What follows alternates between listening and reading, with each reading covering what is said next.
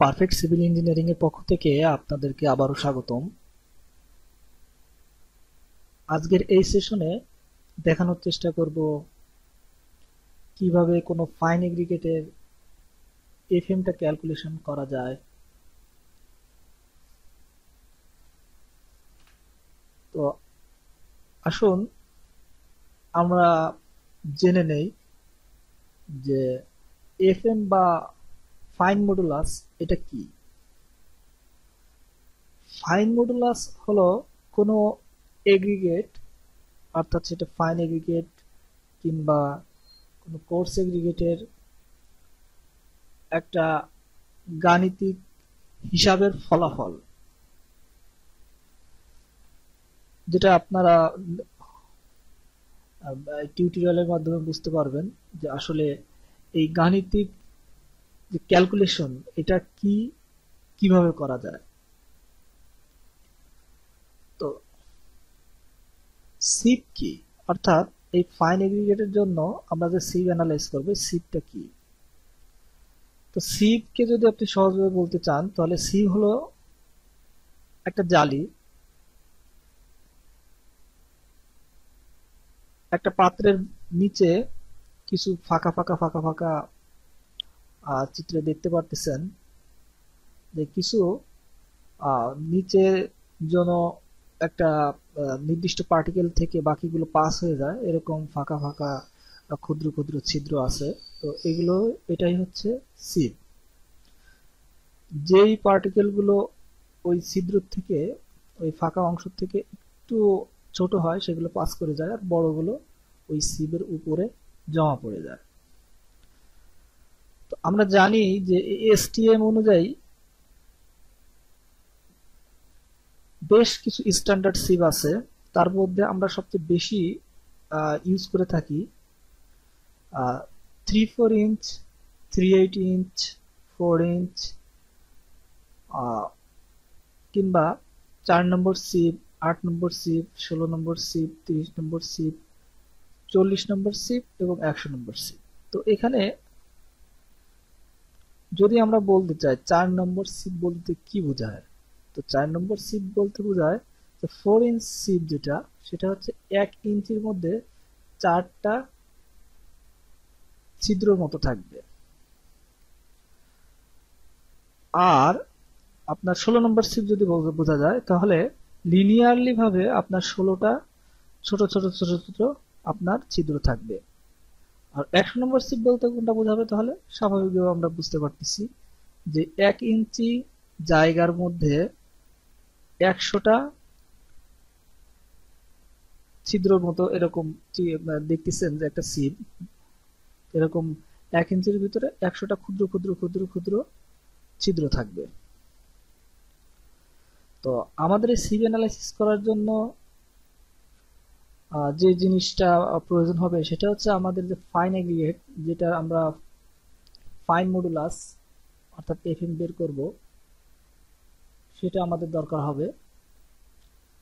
এই ফাইন মডুলাসকে মাপার জন্য আমাদের একটা ব্যালেন্সের দরকার হবে, অর্থাৎ মাপার যন্ত্র।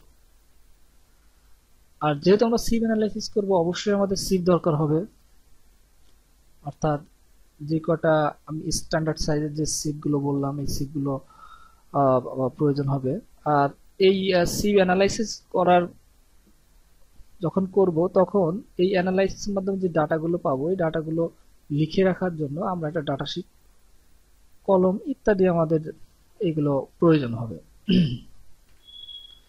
তো আপনারা হয়তো অনেকে জানেন যে ফাইন এগ্রিগেট হতে হলে আপনার যে আমাদের যে 8 নম্বর যে সিটটা আছে এখান থেকে, সরি এখান থেকে একটু একটা লেটার মিসিং হয়েছে, তো আমি বলে দেই। শর্ত 1 যেটা, 8 নম্বর সিট থেকে আমাদের যে 8 নম্বর সিপ অর্থাৎ 1 ইঞ্চির মধ্যে যে 8টা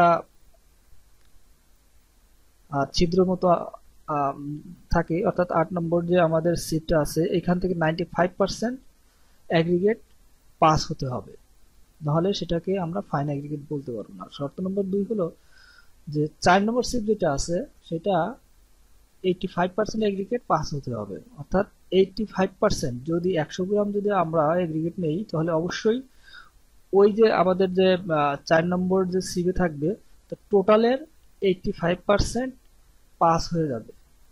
অর্থাৎ আপনার 4 নম্বর সিপ, অর্থাৎ এর নিচে যে সিপটা থাকবে ওইটায়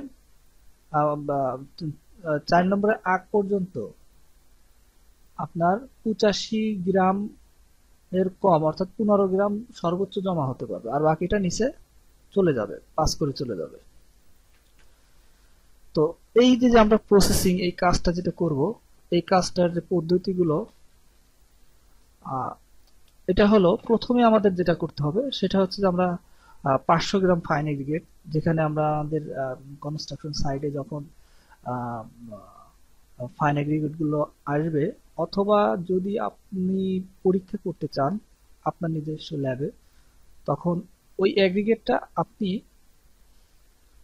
আপনার উপরে যে একেবারে উপরে যে কোনো একটা পাত্রে রেখে দেবেন, রেখে 500 গ্রাম মাপবেন। এই 500 গ্রাম মাপার পরে এই ব্যালেন্সের সাহায্যে দেখতে পাচ্ছেন যে ব্যালেন্সের সাহায্যে এই ফাইন এগ্রিগেটটা 500 গ্রাম মেপে নেবেন। এরপরে আপনি যে সিভ অ্যানালাইসিসের জন্য সিভ যে পর্যায়ক্রমে সাজাবেন, এই যে এইভাবে ডান পাশে নিচে দেখতে পাচ্ছেন যে একটা চিত্রে যে সিভগুলো এরকম পর্যায়ক্রমে আপনি সাজাবেন। প্রথমে 3/4, এরপরে 3/8, তারপরে 4 নম্বর, তারপরে 8 নম্বর, তারপরে 16 নম্বর, তারপরে 30 নম্বর, তারপরে 50 নম্বর, তারপরে 100 নম্বর, এবং একেবারে নিচে আপনি প্যান থাকবে, সেটা কোনো ছিদ্র থাকবে না, ছিদ্র মুক্ত। হ্যাঁ, এইভাবে করে আপনি সাজাবেন। সাজিয়ে একের উপরে আপনি এটা ঢেলে দেবেন। যে 500 গ্রাম যেটা আপনি ব্যালেন্সের সাথে মাপলেন সেটা উপরে ঢেলে দেবেন। ঢেলে দিয়ে এই ঢাকনা দিয়ে মুখটা আটকায় দিবেন। আটকায় দেওয়ার পরে আপনি এটাকে 2 থেকে 2.5 মিনিট ভালো করে ঝাঁকাবেন, যেন যেমন চালনি দিয়ে কোনো কিছু চালে সেরকম ভালোভাবে আপনি এটা চালবেন। চালার পরে এরপরে প্রথমে আপনি উপরেরটা একটা মাপ নিবেন, উপরে কতগুলো পার্টিকেল জমা হয়েছে। অর্থাৎ আপনি 3/4, ওটা যদি পার্টিকেল থাকে তাহলে ওটা মাপবেন, যদি ওটা জমা না থাকে তাহলে এরপরে 3/8 আসবেন, ওইটাও চেক করে দেখবেন যে এখানে কোনো ধরনের পার্টিকেল জমা হয়েছে কিনা। যদি না থাকে এর পরেরটা আবার আসবেন। তো এখানে প্রত্যেকটা, যখন আপনি ফার্স্টে যেটা পাবেন, অর্থাৎ আপনাদের 4 নম্বর সিপ যখন ওপেন করবেন, এখানে যদি কোনো পার্টিকেল পান তাহলে ওটা মেপে নেবেন। তো আমি একটা এক্সপেরিমেন্ট করছি, তো সেখানে 4 নম্বর সিপে কোনো ধরনের পার্টিকেল জমা হয়নি। তো এরপরে 8 নম্বর সিপটা যখন খুলছি, তখন এখানে মাত্র 16 গ্রাম পার্টিকেল আমি পাইছি। তাহলে আমি 8 নম্বর সিপে 16 গ্রাম এখানে ব্যালেন্সের সাহায্যে মাপছি, মেপে 16 গ্রাম পার্টিকেল পাইছি। 16 গ্রাম মাপার পরে আপনি মুখটা আবার আটকায় দিবেন।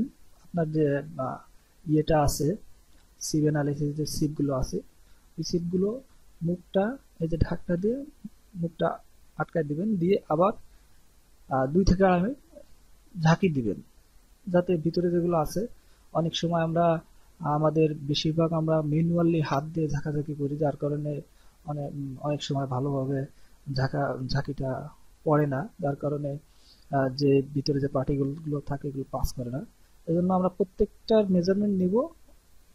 হ্যাঁ, প্রত্যেকটা পার্টিকেল নিয়ে ওই পুরো ইয়েটাকে, সিপের সিপ কিউবটাকে একটু নাড়ায় নিব। তো এইভাবে আমি 8 নম্বর সিপে পার্টিকেল পেয়ে গেছি আমার 16। এরপরে 16 নম্বর সিপে পাইছি 118, 30 নম্বর সিপে পাইছি 165। তো এগুলো আপনি ওই নোটশিটে, যে কোনো একটা নোটশিটে লিখবেন। তো নোটশিটটা পরে আমি দেখাবো, আপনারা দেখতে পারবেন যে কিভাবে এগুলো লিখবেন। তো এরপরে 50 নম্বর যে সিপটা আছে, এটা পাইছি 136 গ্রাম, এবং 100 নম্বর সিপে পাইছি 51 গ্রাম। এবং প্যানেও কিছু পার্টিকেল আমি পাইছি, কিন্তু প্যানের যে পার্টিকেল গুলো এটা হিসাবের ভিতরে আসবে না। ফাইন মডুলাস ক্যালকুলেশন করার জন্য প্যানের ভিতরে যে পার্টিকেল গুলো পাওয়া যাবে সেগুলো আমাদের ক্যালকুলেশন শিটে লেখার প্রয়োজন নেই। এরপরে আমাদের এই ক্যালকুলেশনটা করতে হবে। তো এখানে বাম পাশে কিছু অংশ কেটে গেছে, যাই হোক, তো দেখতে পারতেছেন। তো এখানে সিপ নাম্বার 3/4 ইঞ্চ যেটা আছে সেটা আমরা এটা যদি মিলিমিটার অর্থাৎ প্রত্যেকটা গ্যাপ স্পেসিং যদি আমরা যদি ওপেনিং স্পেসিং যদি এএসটিএম অনুযায়ী আমাদের ওপেনিং স্পেসিং থাকতে হবে 19.5 মিলিমিটার। তারপরে দেখেন 4 নম্বর সিপ যেটা সেটা থাকতে হবে স্পেসিং থাকতে হবে 4.75 মিলিমিটার।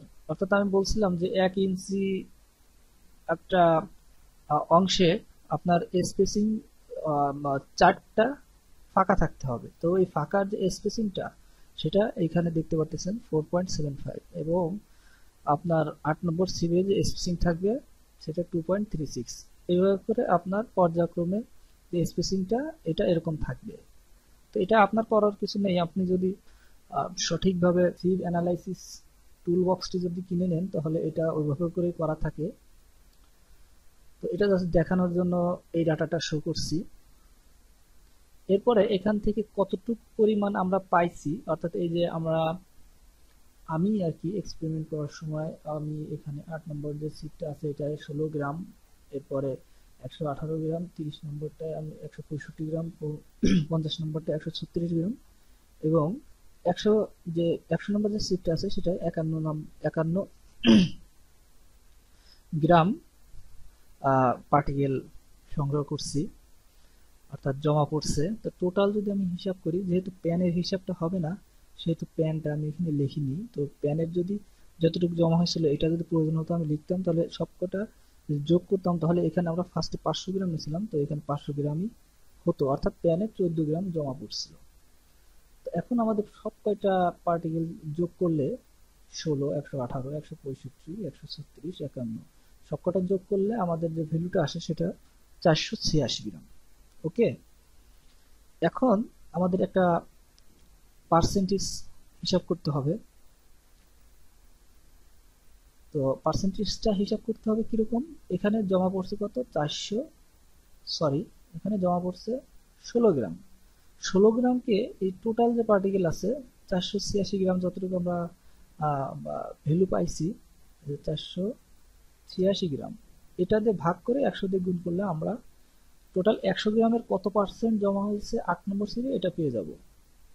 তো এই ক্যালকুলেশনটা পুরোপুরি আমি ডিসকাস করতেছি না, আশা করি আপনারা বুঝতে পারছেন।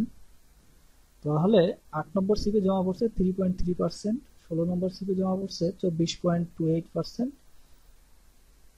তারপরে 30 নম্বর সিপে জমা পড়ছে 33.95%, 50 নম্বর সিপে জমা পড়ছে 27.98%, 100 নম্বর সিপে জমা পড়ছে 10.49%।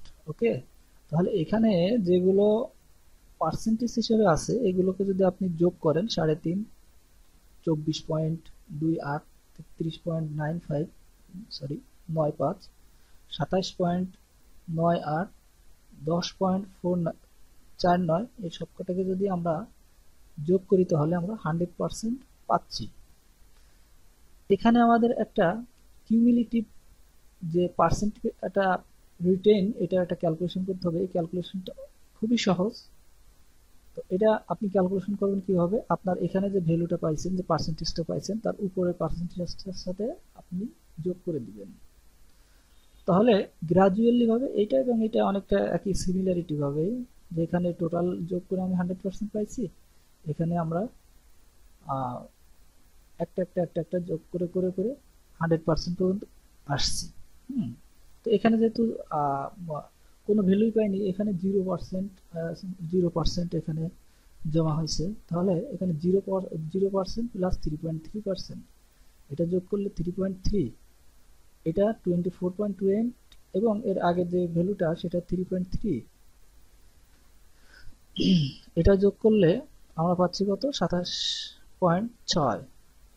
এভাবে করে এটাও যোগ করছি 27.6 প্লাস 33.95 ইকুয়ালস 61.6, এরপরটা 61.6 প্লাস 27.98 ইকুয়ালস 89.6, এরপরটা 89.6 প্লাস 10.49 ইকুয়াল টু দেখেন এখানে 100। এরপরে আমরা যে এই ফাইনারের পুরো পার্সেন্টেজটা আমরা বের করব, অর্থাৎ এই যে আমাদের যে 8 নম্বর সিবে এখানে কতটুকু ফাইনার পার্টিকেল ছিল এটা বের করব। তাহলে স্বাভাবিকভাবে আমরা যদি টোটাল, যেহেতু 100% আমরা ভ্যালু পেয়ে গেছি, সেহেতু এই 100 থেকে যদি আমরা যতটুকু ফাইনার এখানে জমা পড়ছে, এখানে আমাদের জমা পড়ছে 3.3%। তো এখন 100% থেকে 3.3% এটা জমা পড়ছে, তাহলে ফাইনাল অংশটুকু কতটুকু ছিল 3.3 থেকে 100 থেকে যদি 3.3 যদি আমরা মাইনাস করি, তাহলে যতটুকু ফাইনাল পার্টিকেল ছিল সেটা আমরা পেয়ে যাব এখানে 96.7। এরকম ভাবে 100 minus 27.6 equal to 72.4% final particle ছিল 16 নম্বর সিরিজে। তারপর 30 নম্বর সিরিজে 38.4, 50 নম্বর সিরিজে 10.4 এবং 100 যে সিটটা ছিল এটার ফাইনাল পার্টিকেল আমাদের ধরে নিতে হবে, যেহেতু এখানে 100 দিয়ে 100 বিয়োগ করতে হবে, তাহলে এখানে ফাইনাল পার্টিকেল ধরে নিতে হবে 0। ওকে, এখন কাজ আমাদের শেষ। এইভাবে করে আপনি আশা করি বুঝতে পারছেন, এইভাবে করে ডাটা শিটটা এঁকে নেবেন। তো এখানে একটা জিনিস আপনি কনফিউশন হবেন না, একটা জিনিস বলে রাখি, এখানে আমি ডাটা তো একবার নিছি, এই ডাটাটা, তো আপনার যদি সম্ভব হয় তাহলে আপনি আপনার সাইডে যে ফাইন এগ্রিগেট আসছে, আপনি যদি এক জায়গা থেকে নেন তাহলে হয়তো একজ্যাক্ট যে ভ্যালুটা এটা পাবেন না। এই জন্য আপনি দুই তিনটা অংশের থেকে পার্টিকেলটা নিয়ে এখান থেকে একটা অ্যাভারেজ ভ্যালু দিবেন, ঠিক আছে? তাহলে আপনি যে আপনার যে ভ্যালুটা পাবেন সেটা অনেকটাই অ্যাপ্রোপ্রিয়েট হওয়াটাই স্বাভাবিক, ঠিক আছে? এটা করে এরপরে আপনার কাজ শেষ। এখন এই যে ভ্যালু, অর্থাৎ দেখেন 3.3, 27.6, 3.3, 27.6, 61.6, এই কয়টা ভ্যালু আপনি ওইখানে অ্যাড করে দিবেন, অর্থাৎ যোগ করে ভাগ করবেন 100-র সাথে, ঠিক আছে? 3.3 প্লাস 27.6 প্লাস 61.6 প্লাস 89.6 প্লাস 100, এই কয়টা যোগ করবেন। এই কয়টা যোগ করে 100 দিয়ে যদি আপনি ভাগ করেন, তাহলে আপনি এফএম অর্থাৎ ফাইন মডুলাস এই ভ্যালুটা পেয়ে যাবেন। Fine modulus FM. তো আমি যে পার্টিকেলটা নিয়ে কাজ করছি, যে ফাইন এগ্রিগেট নিয়ে কাজ করছি, সেটার ফাইন মডুলাস অর্থাৎ এফএম এর ভ্যালু আসছে 2.82 এফএম। তো থ্যাংক ইউ, আশা করি বুঝতে পারছেন। তো আজকে এই পর্যন্তই। যদি কোনো বিষয় যদি বুঝতে না পারেন তাহলে কমেন্টের মাধ্যমে জানাতে পারেন। আমি আপনার প্রশ্নের জবাব, আপনার যে কনফিউশন এটা দূর করার চেষ্টা করব। তো থ্যাংক ইউ।